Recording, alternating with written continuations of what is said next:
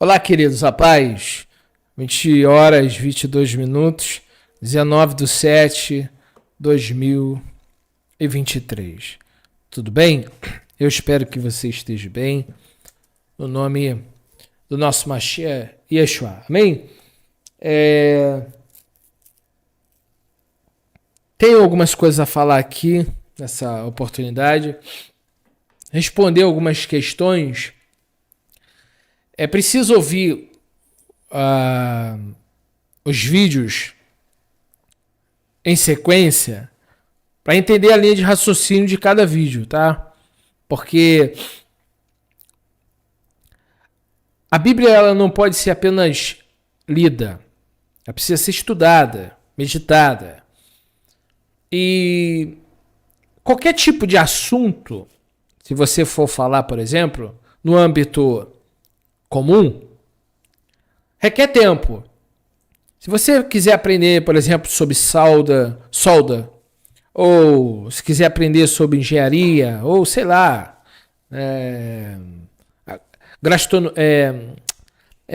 como é o nome? Culinária, né? Se você quiser aprender sobre qualquer ramo de atividade, né? Advocacia, né? Qualquer área da sociedade, você vai precisar estudar para entender aquilo, né? Se você quiser entender plenamente, biologia, por exemplo, quem quer ser biólogo, e por aí vai. Qualquer assunto requer estudo, e o estudo leva tempo. Tá? Por exemplo, se você for fazer uma faculdade de medicina, são muitos anos. Medicina trata com a vida das pessoas, né? Mesmo a gente que é leigo sobre o assunto, a gente sabe que na medicina tem... A pessoa faz a faculdade e depois escolhe a área que quer. Por exemplo, pediatria, cuidar de criança. Se a pessoa quer trabalhar com a área do coração, cardiologia, né? Ou se a pessoa quer trabalhar aí, por exemplo, sobre os ossos, tem um outro nome, esqueci o nome aqui, enfim, tem um nome. Quando você quebra um pé, aí você tem que ir naquele especialista, né? Leva muitos anos para poder se formar na medicina. E na medicina tem um monte. Por exemplo, se você quiser trabalhar com fitoterapia, quiser ser um terapeuta, tem que estudar sobre o assunto. Bom, estou dando exemplo que, pelo amor do pai, todo mundo sabe o que eu estou falando. Mas as pessoas não raciocinam muito para poder entender o contexto, a profundidade. Quando se trata de salvação, eu vejo o seguinte: o cara estuda anos para ser um engenheiro, um médico, né? A pessoa estuda para várias profissões, um advogado, um juiz, para trabalhar numa área secular. Ele precisa do conhecimento daquilo, para ele poder aplicar. Como que ele vai ser um advogado sem estudar? Ele precisa conhecer o que? A Constituição, para ele poder julgar segundo, para ele poder julgar não, para ele poder ir ao juiz fazer uma petição, para ele poder defender ou ser um defensor, ou ele ser um advogado que está acusando, porque talvez seu cliente foi alguém prejudicado, então ele precisa usar a lei para poder pedir os seus direitos para o cliente, não é assim? Bom, a salvação, que eu acho que é uma coisa que não é por uma vida. Por exemplo, você estuda medicina, você estudou para você trabalhar, mas um dia você vai morrer. Qualquer área que você for trabalhar vai levar anos, eu sei lá quantos anos, leva para 8, 10 anos para você formar aí um médico, né? Para você poder exercer a sua função. Aí tem o registro que o médico tem e tal. E para salvação as pessoas só lê. E às vezes tira conclusões erradas. Imagina um advogado que não conhece dos artigos da lei, como que ele vai defender o seu cliente diante do juiz, diante do outro advogado, de acusação e de defesa. E o cara não sabe nada do que ele está falando, imagina. Dá pra passar vergonha, não vai? Então. E os homens que estão falando de salvação, pouco sabem do Salvador, quase não sabem nada do Criador e pouco menos de sua lei. Como que alguém é um ministro da palavra de Deus e não sabe nada dele. Então, é complicado porque as pessoas chegam num culto, pegam um texto bíblico, eu posso pegar aqui um texto aleatório e poder fazer uma mensagem expositiva. Eu não sei mais pregar como no cristianismo, porque hoje eu ensino. Mas eu já fui um pregador evangélico. Por exemplo, você pega... Vamos colocar aqui a história do Bartimeu. Yeshua estava... Vou tentar simular, não sei se eu consigo. Ai, acho que não dá mais não. Muitos anos fora da breia. Vamos tentar, vamos ver se eu faço um papel aqui. Ah, misericórdia, meu Deus. Yeshua estava entrando a Jericó. Ia ele indo junto com a multidão em volta dele. Jericó é uma cidade de passagem, é uma cidade onde muitos peregrinos passam por ali. Então é uma cidade comercial. Yeshua está saindo de Canaã, de Galileia, em direção a Jerusalém. Jericó fica a 33 quilômetros de Jerusalém. Yeshua ia passando e uma multidão cercava. E clamavam, Hosana, clamavam aleluia, outros cantavam salmos, porque os judeus eles fazem uma peregrinação, por isso são festas de peregrinação.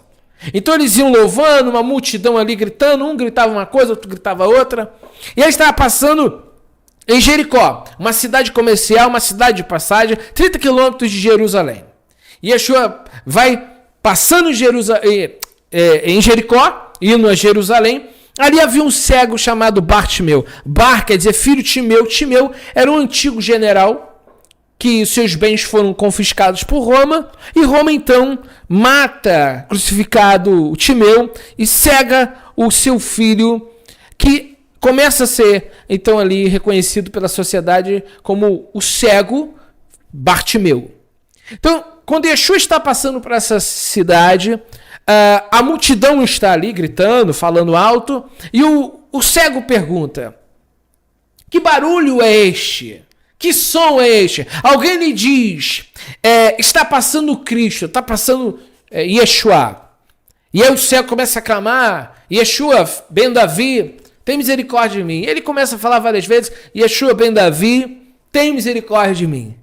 E a multidão manda aquele rapaz calar a boca e diz para ele cessar de ficar incomodando o mestre. Yeshua então para e diz: tragam a mim. Então aqueles que estavam falando contra aquele jovem foi até ele e trouxeram até Yeshua. Yeshua disse para ele: o que queres que eu te faça? Então aquele cego diz: que eu volte a ver. Então Yeshua diz: sua fé te salvou. Tocou nos olhos dele e os olhos foram restaurados. Yeshua faz um prodígio, uma maravilha naquele lugar. E a multidão que está à volta ali agora começa a glorificar. A mesma multidão que estava ali mandando aquele cego calar a boca. Nós vemos aí então o clamor desse jovem, clamando, e o Cristo o atendeu. Através dessa mensagem, que eu não tenho mais nenhuma habilidade de pregar como um cristão, eu poderia enfatizar os pontos mais interessantes. O ponto, por exemplo, que se eu fosse um pregador cristão, né, e não tivesse o conhecimento que eu tenho hoje da palavra, eu poderia enfatizar a cura. Mais ou menos assim: irmãos, vou falar como um cristão. Hoje Jesus está passando aqui e ele quer te curar. Basta você abrir a sua boca. Aí eu dou um berro, aí já dou aquele gritão. Abrir a sua boca e dá glória. Aí o povo pá, estoura tudo, né? Começa aquela gritaria. Glória a Deus, aleluia, aleluia. Digamos que agora eu sou um pregador da breia. E eu falei assim, fale para as pessoas que estão me ouvindo, imaginemos que eu esteja numa igreja evangélica, e eu digo lá, hoje Cristo entra na sua vida, Ele está passando aqui, olha, amanhã Ele não vai passar, porque é a última viagem dele. Você sabe que era a última viagem dele. Nós podemos chamar essa suposta mensagem de a última viagem missionária. E ali aquele cego está ali. E agora ele foi curado. É hoje você. A tua cura chegou agora. A tua bênção chegou agora. Aleluia, irmãos. Aí eu posso também fazer igual os pregadores fazem. Olha para o seu irmão e diga para ele. Você vai clamar ou vai ficar calado? Vai dar glória ou não vai, irmão? Você pode usar... Você pode usar toda essa linguagem. E no final do culto todo mundo assim, oh, que mensagem! Que mensagem! É o que acontece.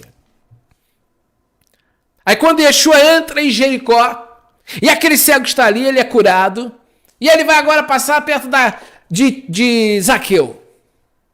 Aí Zaqueu quer ver quem é Yeshua, mas não pode ver, porque uma multidão o cerca. Aí eu posso usar figuradamente para dizer o seguinte, irmãos, Zaqueu é pequeno, Zaqueu está sendo impedido, existem os impedimentos, mas Zaqueu toma uma atitude, sobe numa árvore e fica ali. E Cristo disse, Zaqueu, desce depressa, hoje me convém repousar em tua casa. Irmãos, hoje Jesus vai repousar na tua casa. Você que crê na glória. Aí o povo, glória, aleluia.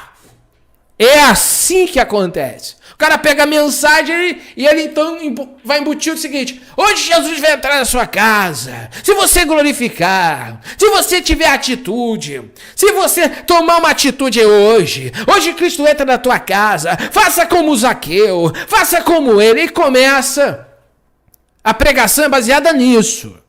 Aí você sai dali, oh, que culto, oh, é assim, não é? Tem várias passagens bíblicas. Por exemplo, eu acho que é até legal, mas vamos lá. Quando Yeshua entra dentro de Betesda, Hesed, Casa da Misericórdia, ali havia chamado o tanque de Betesda, né? Betesda. E Yeshua entra ali, ia ter um acamado ali, 38 anos, e ali o texto diz que quando a água era movimentada, um anjo vinha e movia. E aí Yeshua pergunta para ele, tu queres ser curado? Aí o homem diz assim, mas quando a água é movimentada, não tem ninguém para ir lá, né? Aí eu posso configurar aqui, por exemplo, fazer uma mensagem, dizer o seguinte, Cristo hoje chegou na tua vida, meu irmão. Você que estava abandonado. Você que foi rejeitado. Você, quanto tempo você está aí acamado. Mas hoje, o dono do poder, aí aumenta a tonalidade da voz. O dono do poder. Aí faz tudo aquilo, pro final o povo, oh glória, oh, aleluia. Usa uma temática, uma situação que já passou, para tentar induzir o seguinte, hoje Cristo está entrando na tua casa, basta dar glória a Deus, basta acreditar, se você acreditar, hoje você levanta dessa cama e começa-se a se fazer uma exposição bíblica que não existe. Muitas coisas que se falam é até bonito, mas não é bíblico. Tá? Primeira coisa, eu dei 2 exemplos de muitos outros, que muitas das vezes a pessoa usa, por exemplo, textos do Antigo Testamento, do Tanar, para tentar trazer para a sua vida. E muitas das vezes tentando induzir que aquilo vai acontecer da forma que está dizendo. Sabe? Se você glorificar, vai acontecer. Quem disse?